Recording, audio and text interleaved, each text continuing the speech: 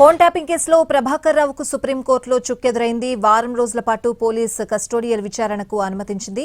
రేపు ఉదయం 11 గంటలకు సిటీ ఎదుట హాజరు కావాలని ఆదేశమిచ్చింది. రేపటి నుంచి వారం రోజుల పాటు ప్రభాకర్ రావుని కస్టడీలో ఉంచుకుని సిట్ విచారించనుంది. విచారణ సమయంలో ఎలాంటి టార్చర్ చేయొద్దంటూ పోలీసులకు షరతు విధించింది. కస్టడీ సమయంలో ఇంటి ఫుడ్తో పాటు మందులు అందించాలని సూచించింది. వారం రోజుల తర్వాత కస్టోడియల్ విచారణ వివరాలను కోర్టుకు తెలపాలని సుప్రీం ఆదేశించింది. కస్టోడియల్ విచారణలో వచ్చిన వివరాలతో తదుపరి విచారణ చేపడతామని పేర్కొంది. ప్రభాకర్ రావు ముందస్తు బెయిల్ను సడలించింది.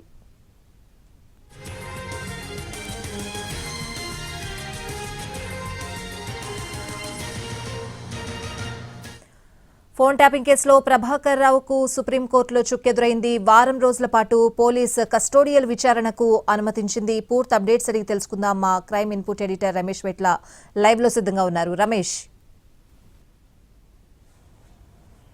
ఏదైతే ప్రభాకర్ రావు ముందస్తు బెయిల్కు ఇచ్చిన షరతుల్లో కొన్ని సడలింపులు అటు సుప్రీంకోర్టు చేసింది. దీంట్లో ముఖ్యంగా చూసినట్లయితే కస్టోడియల్ విచారణ, వారం రోజుల పాటు కస్టోడియల్ విచారణకు అనుమతిస్తూ సుప్రీంకోర్టు ఏదైతే పోలీసులకు ఇవ్వడం జరిగిందో ఈ నేపథ్యంలో రేపు ఉదయం 11 గంటలకి ప్రభాకర్ రావు సిట్ ఎదుట హాజరు కావాల్సింది. రేపటి నుంచి వారం రోజుల పాటు కస్టోడియల్ విచారణకు పోలీసులకు అనుమతి ఇచ్చింది.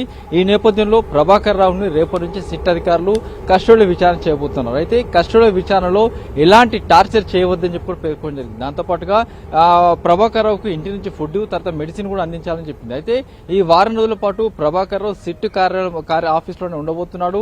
అయితే ఈ సందర్భంగా చూసినట్లయితే ఇప్పటికీ ప్రభాకర్ రావు విచారణకు సహకరించట్లేదు.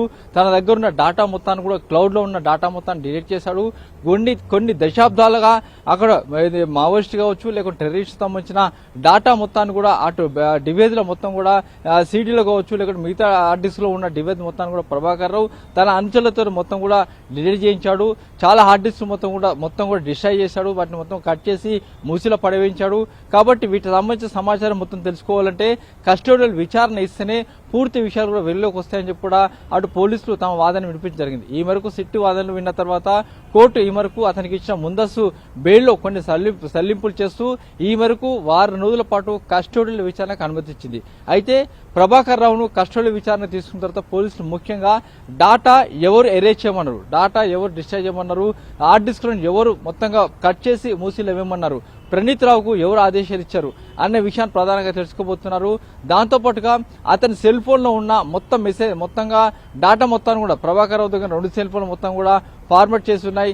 ఆ ఫార్మాట్ చేసిన డాటా ఎప్పుడు చేశారు, ఏ విధంగా చేశారు, ఎక్కడ చేశారు, మీరు సెల్ ఫోన్లు పోయినాయని చెప్తున్నారు కానీ మీ డాటా మొత్తం కూడా ఎరేజ్ చేశారు. కాబట్టి దానికి సంబంధించిన డాటా రిట్రూ సంబంధించిన విషయం మొత్తం కూడా అడగబోతున్నారు. దీంతో పాటుగా అతని దగ్గర ఉన్న ఐఫోన్ సంబంధించిన ఏదైతే లాక్ని ఇప్పటివరకు అటు సిట్ అధికారులకు ఇవ్వలేదు. ఆ కస్టోడియల్ విచారణలో ఆ సిట్ అధికారులు సెల్ ఫోన్ ఐఫోన్ సంబంధించిన లాక్ను కూడా ఓపెన్ చేసుకునే అవకాశం ఉంది. మొత్తంగా చూసినట్లయితే ఈ కస్టోడియల్ విచారణ మొత్తం కూడా వారంలో పాటు చాలా ఉత్కంఠగా కొనసాగబోతుంది. చాలా విషయాలు వెళ్ళలోకి రాబోతున్నాయి.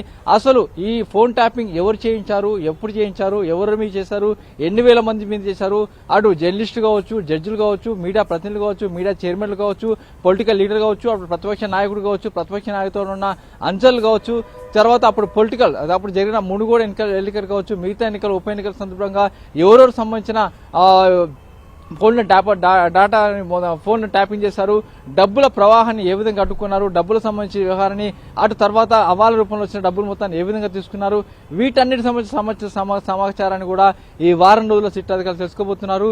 ఈ వారం రోజుల్లో పోలీసు అధికారులు సిట్ అధికారులు కస్టడీ విషయంలో చాలా విషయాలు వెలుగులోకి తెచ్చే అవకాశం కనబడుతుంది. రేపు ఉదయం 11 గంటలకు ప్రభాకర్ రావు సిట్ ఎదురు హాజరవుతాడు. అటు శుక్రవారం వరకు కూడా పోలీస్ కంట్రోల్లో ఉండబోతున్నాడు. శుక్రవారం రోజు మళ్ళీ సుప్రీంకోర్టు దీనిపైన విచారణ